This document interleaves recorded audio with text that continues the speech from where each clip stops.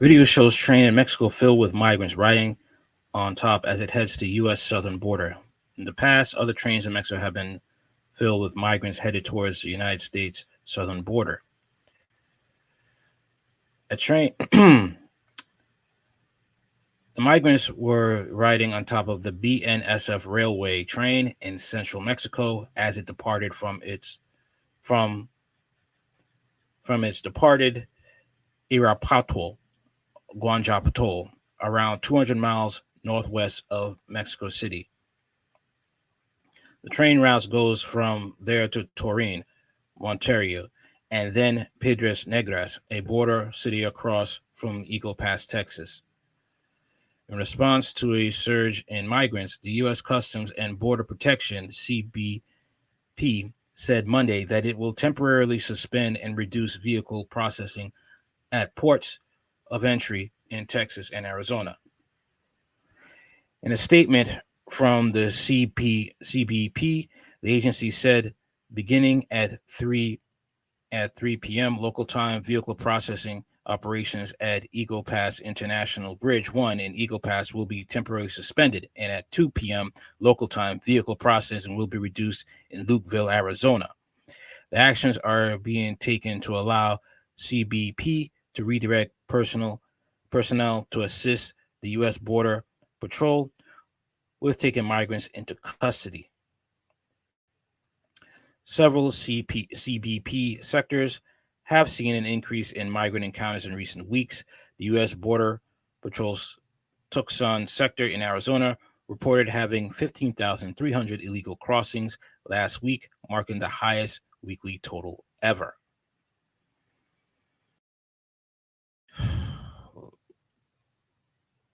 I don't know what to say, man. I don't know what really to say because it's getting bad out here.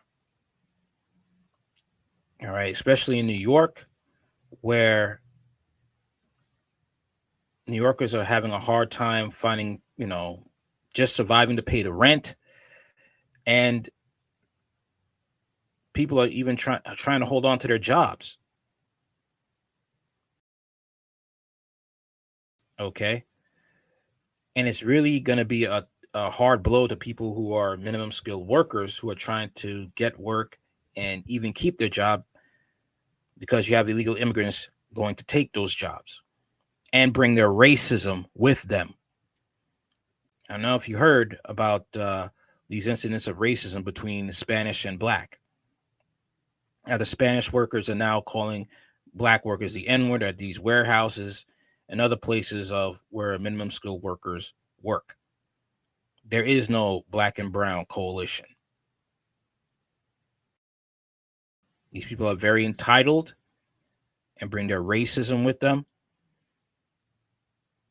And you even have it in office, okay, with Nunes Martinez in LA, how she and a couple of other Hispanic politicians took all the seats meant for the Black people within LA and made sure only the Spanish people got the benefits of the money from the city, not the Blacks. It's a good thing she was caught on tape with those racial slurs and she had to be kicked out of office. Unfortunately, many of her conspirators that were involved, they're still trying to fight to stay in office. So let's get into this story right now. New York building quarantine camps to detain people with viruses against their will. Courtesy of Kathy Hochul.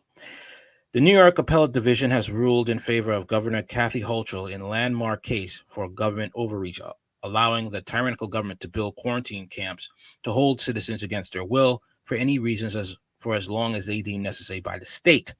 The regulation of 10 NYCRR 2.13, or isolation and quarantine procedures, will give the state of New York the legal right to come inside your home without permission and remove you to be held in a quarantine camp without any notice, and for any virus or infection they deem necessary.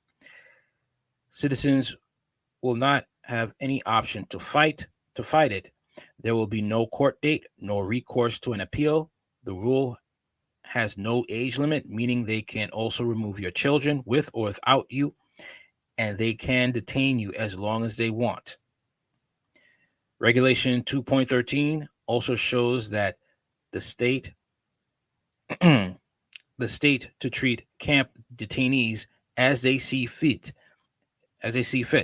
including the use of experimental methods and medications that are still in testing. This is one of the greatest abuses of power this country has ever seen.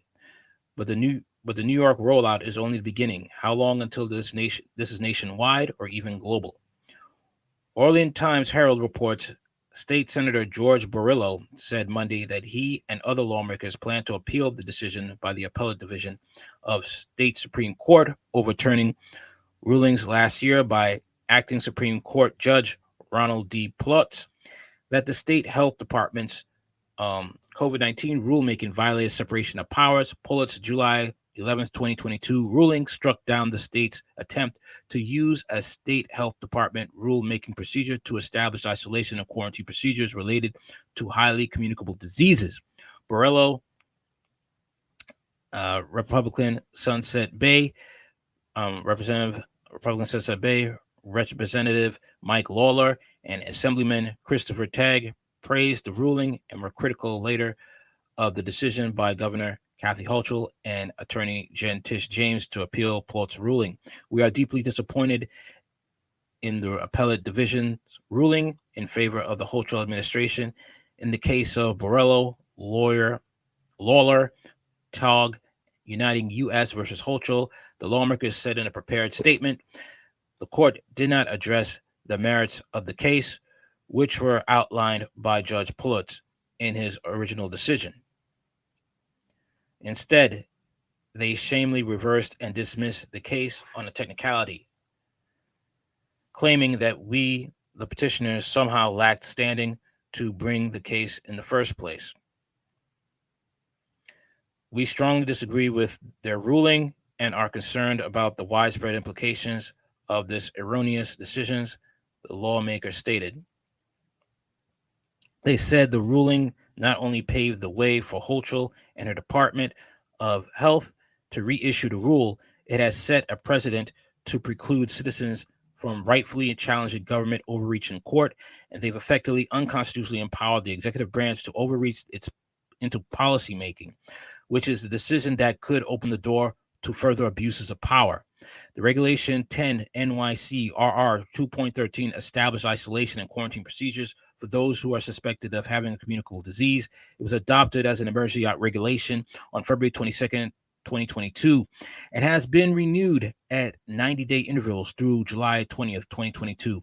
Plutz heard arguments in the case in Little Valley on May 26, 2022. This has been a David versus Goliath fight from the beginning on many levels, so it is not surprising that the state, with its limitless resources, have effectuated a win this round, Borrillo, Lawler, and Tagg said in a joint statement. This is what we're going through, people. This is what we are. This is insane. It really is insane.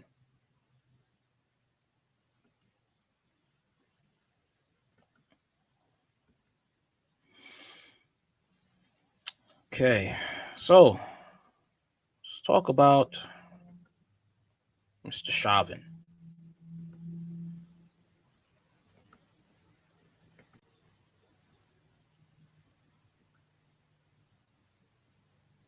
Is recovering this evening after someone stabbed him in a federal prison. The former police officer was convicted of killing George Floyd during an arrest in May of 2020. A source this weekend said that Derek Chauvin was hospitalized but stable. He's serving his 22-year-old sentence in a federal facility in Tucson, Arizona. As Esme Murphy reports, federal prisons have long been viewed as a safer place for high-profile prisoners like Chauvin. Instruction to the jury. Derek Chauvin is the second high-profile federal prisoner to be stabbed in the last 5 months. Larry Nassar, the former USA gymnastics doctor convicted of molesting young gymnasts, was stabbed in a Florida federal prison in July.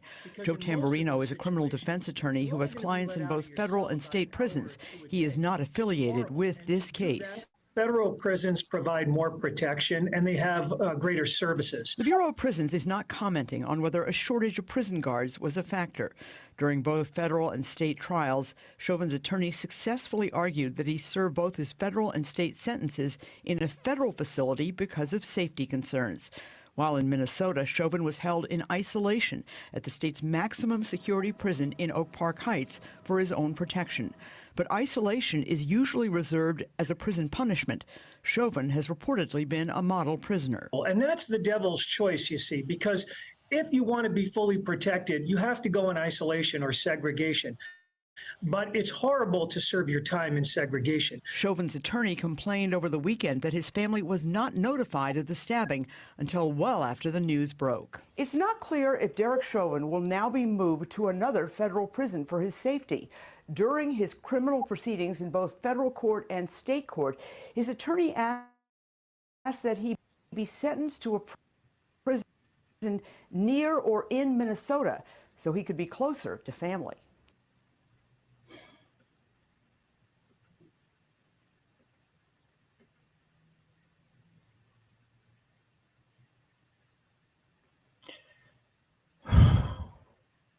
How do I view this?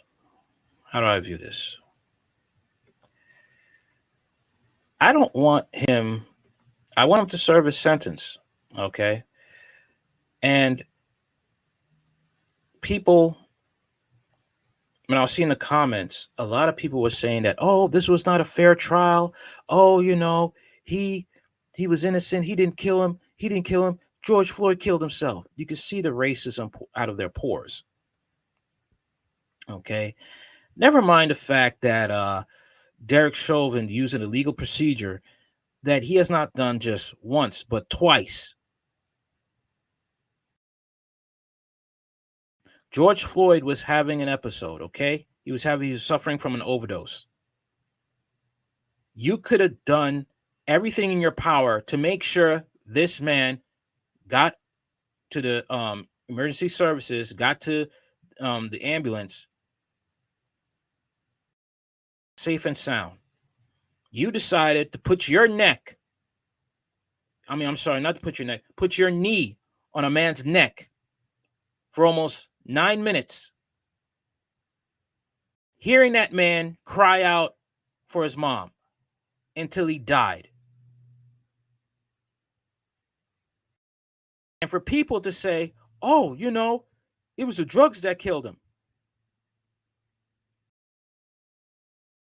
Your job as a cop is to protect and serve and to try to preserve life. Derek Chauvin did not do that.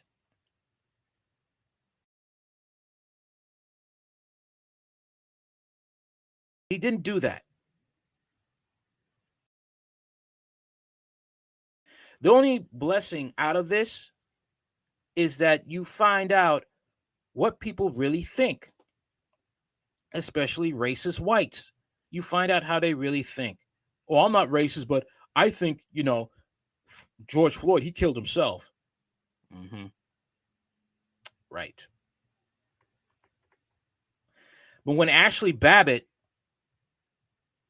but if you say Ashley Babbitt killed herself when a black police officer within the Capitol building told her to stand down and she ignored the commands and got blown away, they will say she was murdered. Tucker Carlson, she was murdered. No, she wasn't. She was with an angry mob on January 6th. She was told to stand down. She was trying to break into the place, and she was told to back up, back off. She didn't listen. And they tell you there's no racism in America. Derek Chauvin, the ex-Minneapolis police officer who was convicted of the murder of George Floyd, has been stabbed almost to death by a fellow inmate in prison. The attack reportedly took place on Friday at the Federal Correctional Institution in Tucson, Arizona, on Friday afternoon, 1,638 miles from his family.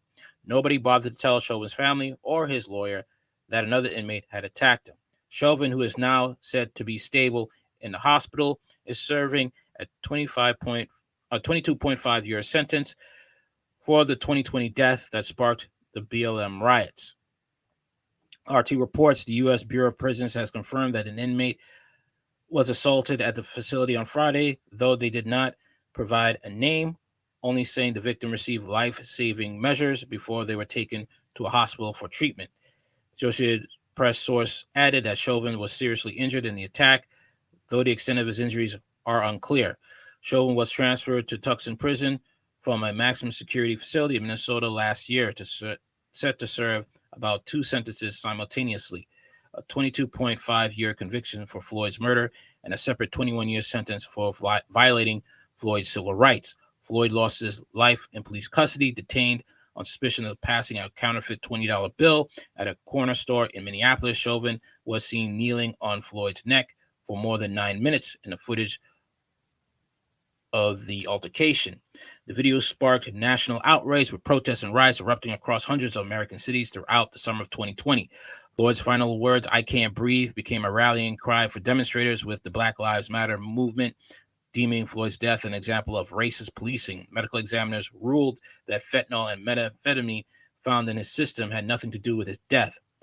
Chauvin's defense team has moved to overturn his convictions, arguing their client did not cause Floyd's death, but the U.S. Supreme Court rejected an appeal to his murder sentence last week. A separate appeal for his federal civil rights charge is still ongoing. According to Tucker Carlson, the official story that claims Floyd was murdered by a racist white police officer was a lie perpetuated by Democrats and the media. Like I said, Tucker Carlson is a joke. All right. This is the same person that defended webcam sex trafficker Andrew Tate. Okay. He has always been a joke. All right. When Jason Wilcock was spouting nonsense about the Tyree Nichols murder and saying that the result of it, those cops beating on Tyree Nichols, was because the chief in charge of that operation was a single mom, when that is further from the truth. And the fact that that police chief is married. So, as you can see, Tucker Carlson, is a racist. And you do have those buck dancing blacks, nothing more than slaves on a political plantation, as you got blacks who are slaves on a political plantation on the Democrat side, just happy to get those biscuits by throwing their own people under the bus. Okay. But I hope Derek Chauvin does get well, and I hope he continues to serve his sentence, because he has earned it. All right? He has earned it.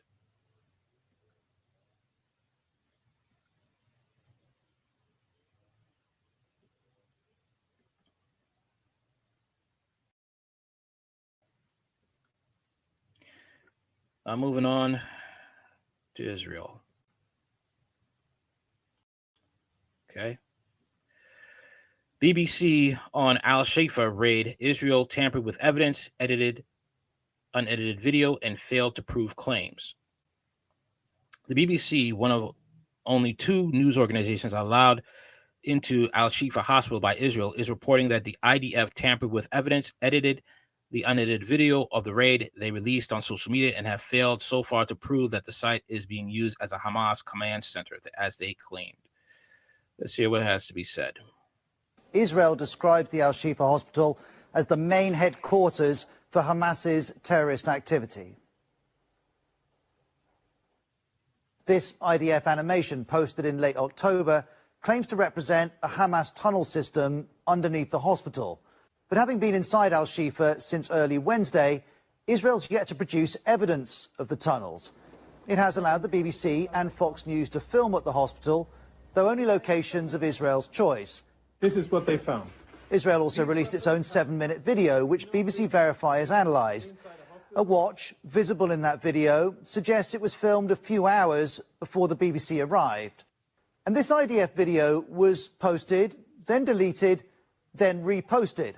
this time without a section referring to an Israeli soldier who'd been held hostage. I don't know when this was used the last time. Also in the video, we see a room with an MRI machine. And if you zoom in and we get some light over here, what you'll be able to see is military equipment. The BBC was shown the same room. And what we see in the two videos doesn't precisely match. For example, there's one gun in the IDF video, two by the time of the BBC footage. Israel has told BBC Verify this is because more weaponry and terrorist assets were discovered throughout the day. And as always, an AK-47. Israel also says its video is a single shot with no edits. But this appears to be an edit. We don't know the reasons for that edit, nor how significant it is. The IDF, though, says suggestions it's manipulating the media are incorrect. The IDF video also shows military equipment in other locations, though we can't verify how it came to be there. And what we see in this IDF video doesn't equate to Israel's description of Al-Shifa as an operational command center for Hamas. The US is using a different phrase, saying Al-Shifa was used as a command and control node. That implies a much smaller facility. Israel is adamant this hospital was a command center, but for now, at least, it's either not found supporting evidence or it's not sharing it. Israel's not looking good here. It is not looking good here at all. I reported on much of this yesterday, and still nothing has changed. They dug up a tunnel outside the building, but it appears it was just a water reservoir or a septic tank. Can't make this up. Syrian Girl reports, breaking. The tunnel the IDF dug up has now been proven to be a water reservoir. This is why the IDF didn't film inside the tunnel. Notice this is the second time Israel claims a water reservoir at a hospital was a Hamas tunnel. They was exposed for doing this at Sheikh Hamad Hospital. Wow. Wider perspective shot of the water reservoir Israel claimed was a Hamas tunnel. Notice the orange pipe and the round concrete manhole cover.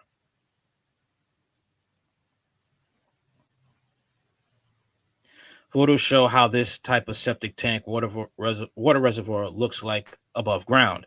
The pipe that would lead in and out of the tank can also be seen. This is not a Hamas tunnel, as the IDF has claimed.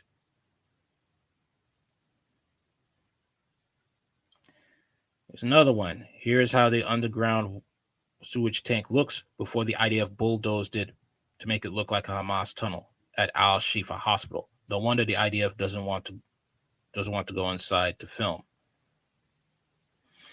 David Friedman, the former U.S. ambassador to Israel under Donald Trump, claimed earlier this week it has been proven with certainty that Hamas HQ was under the hospital and accused an Al Jazeera interviewer of Holocaust denial for demanding. God. Oh, how do you get Holocaust denier with this? How do you connect the two? Clash Report responds, David Friedman, former U.S. ambassador to Israel under Trump's. All right, let's hear what he got to say. It's been proven with certainty. It's been proven with certainty that the headquarters of Hamas is under the Al-Shifa hospital in Gaza City. Now, you know what happened a couple of days ago? Proven by Hamas had a big one. Mark, are you going to let me finish? I can't allow you to. I cannot allow you to say 15 things that are unfactual and not be challenged on them. I'm happy to let you talk, but I'm going to ask clarifying questions. You're going to tell me what's factual? Mark, yes, I spent 5 years of my life studying this, living it. When was the last time you were in Gaza, Mark? When was the last time you were in Gaza? 18 months ago. When was the last time you were in Gaza? When was the last time you were in Gaza?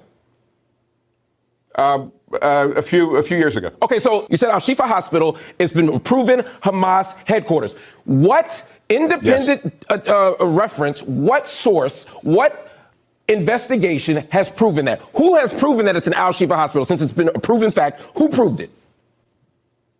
So now we're going to get into this basic like Holocaust denying idea that evidence that Israel has shown is not valid. I mean, is that what you're doing? Do you deny that people were raped? Are you going to deny stuff? Everybody that challenges you is not doing Holocaust denial. You said that it's a Hamas headquarters.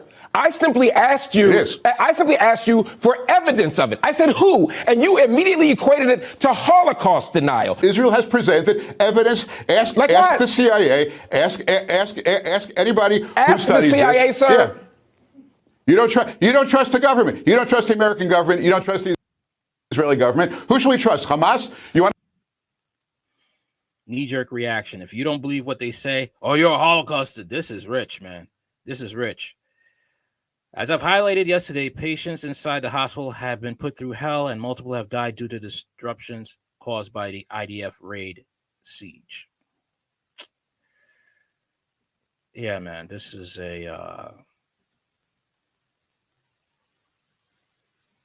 wild. It is wild. I am putting in, I put Israel, a story on Israel here because I have a busy schedule, so I don't want to end up, being slack with uploading the videos. So I'm just putting in all the videos, all the information that I wanted to put out in one shot. Here's the last one. This one will be about the Hollywood elites.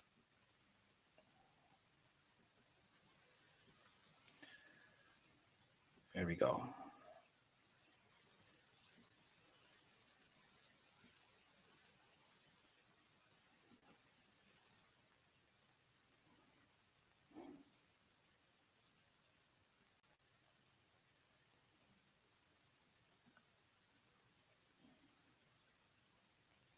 Sorry, 1 minute. Who have sold their souls to the devil and dedicated their lives to corrupting the minds and the souls of the youth. But don't take my word for it. That's according to Hollywood insiders, many of whom are household names. Unfortunately, most of them died extremely suspicious deaths. What happens to celebrities who refuse to toe the line? Ask Kanye, who reportedly believes he's being followed by his former personal trainer, Harley Pasternak, who is staying in the same hotel as West and his children. This comes after Kanye revealed a text message from Hollywood personal trainer Harley Pasternak, threatening to institutionalize and forcibly drug him if he refused to stop talking about crazy stuff. Love him or loathe him, Kanye is following in the footsteps. You notice how they're all for Israel, right? These celebrities. Broken clock can be right twice a day. Of Michael Jackson, Prince and Muhammad Ali in exposing the vast control matrix employed by the entertainment industry Illuminati. As Prince told us before he died in extremely suspicious circumstances, there is a war going on. The battlefield is the mind, and the prize is your soul. It's cool to get on the computer, but don't let the computer get on you. It's cool. It's cool to use the computer. Don't let the computer use you. You all saw the Matrix.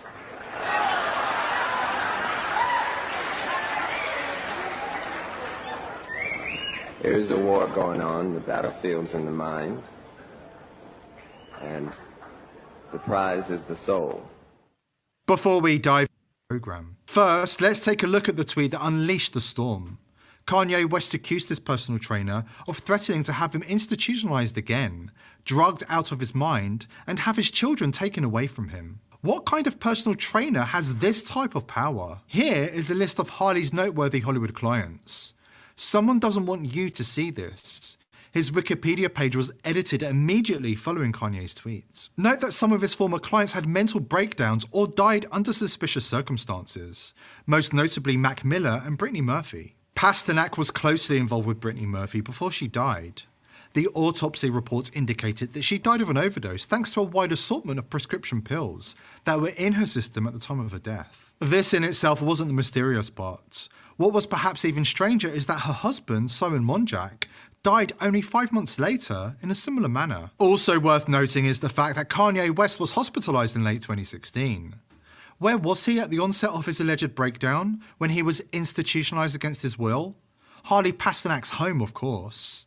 Note that in the text messages Kanye posted, Harley threatens to have him institutionalized again. But just who is Harley Pasternak? Harley Pasternak worked as a scientist for 2 years at DRDC Toronto, one of Defence Research and Development Canada's military research stations. What sort of stuff is researched at DRDC? Human systems integration, social and psychological factors that affect the resolution of conflict, psychology of malicious intent, social and cultural factors influencing behaviour. In other words, government psychological operations, literal psyops. But we don't have to read between the lines. Harley Pasternak spells it out for us. Working for the military, I wasn't governed by the same laws that the typical person was, so I could look at the impact of certain drugs that are not everyday things. The stuff with the D&D gets weirder. This branch of the Canadian government once included the Defence Research Board, DRB. The DRB quite literally funded MKUltra, as did the CIA. This program involved forced experiments with drugs, sensory deprivation, and brainwashing. For anyone interested in celebrity mind control and the power structures that rule over us, this is a rabbit hole worth going down. Many celebrity breakdowns have been motivated by stress, with no foul play involved. But the text messages Kanye was posting were damning. Do what we say or lose everything. That raises questions about other celebrities who we have been told to write off as crazy. You don't have to be a conspiracy theorist to understand that if the elites assign handlers to celebrities, particularly those deemed unpredictable or hard to control, with the purpose of keeping those celebrities in line, those handlers would look a lot like Pasternak. We are rarely able to peer behind the curtain. Episodes like this are important because they reveal the secret power dynamics at play in elite society. The mechanisms by which even ultra-wealthy celebrities are kept in line. A vast matrix of control exists to keep celebrities in line. After this short break, the abuse started when she was just a teenager. P. Diddy was Usher's legal guardian.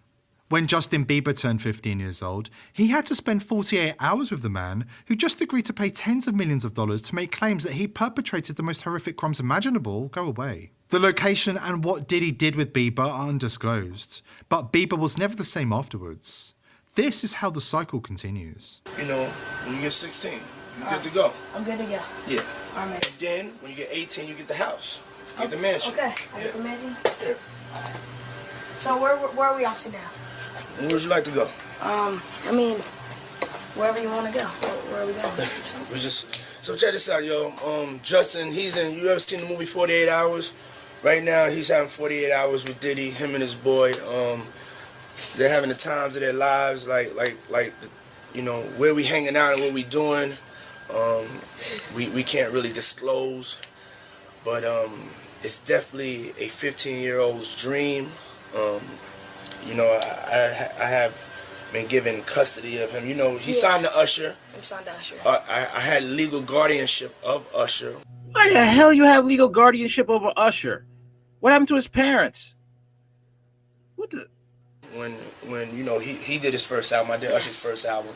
I don't have legal guardianship of him, but for the next 48 hours, he's with me. So and we gonna go full crazy. I'm going crazy. Crazy. Why are you going buck? God, man, and look at Diddy looking at Justin Bieber. Oh my, wow. Where is Justin Bieber's parents? Why are you gonna let your kid be with a stranger? I'm taking this out tonight. What you want to do? What you want to do over the next 48 hours? 48 hours. Let's go. Let's just go get some girls. Let's go hang with some girls. For those interested in a deeper dive, it's worth researching Monarch programming, a method of mind control used by numerous organizations for covert purposes. Monarch is a continuation of Project MKUltra, a mind control program developed by the CIA and tested on the military and civilians. The methods are sadistic. Its entire purpose is to traumatize the victim, and the expected results are horrifying. The creation of a mind-controlled slave who can be triggered at any time to perform any action required by the handler. Monarch programming is a mind control technique comprising elements of satanic ritual abuse and multiple personality disorder. It utilizes a combination of psychology, neuroscience, and occult rituals to create within the slaves an alter persona that can be triggered and programmed by the handlers. Monarch slaves are used by several organizations connected with the world elite in fields such as the military, sex slavery, and the entertainment industry. Inspired by Dr. Joseph Mengelé's work for the Nazis in World War II, Project MKUltra ran from the early 1950s to at least the late 1960s, using American and Canadian citizens as its test subjects. The published evidence indicates that Project MKUltra involved the use of many methodologies to manipulate individual mental states and alter brain functions, including the surreptitious administration of drugs and other chemicals, sensory deprivation, isolation, and verbal and physical abuse. Although the admitted goals of the projects were to develop torture and interrogation methods to use on the country's enemies, some historians claim that the projects aimed to create Manchurian candidates, programmed to perform various acts such as assassinations and other covert missions. Although it's claimed that the CIA stopped such experiments after these commissions, some whistleblowers have come forth stating that the project simply went underground, and Monarch programming has become the classified successor of MKUltra. It's difficult to remain objective when describing the horrors endured by Monarch slaves. The extreme violence, the abuse, the mental torture, and sadistic games inflicted on victims by notable scientists and high-level officials. Well, that's all that there is for now.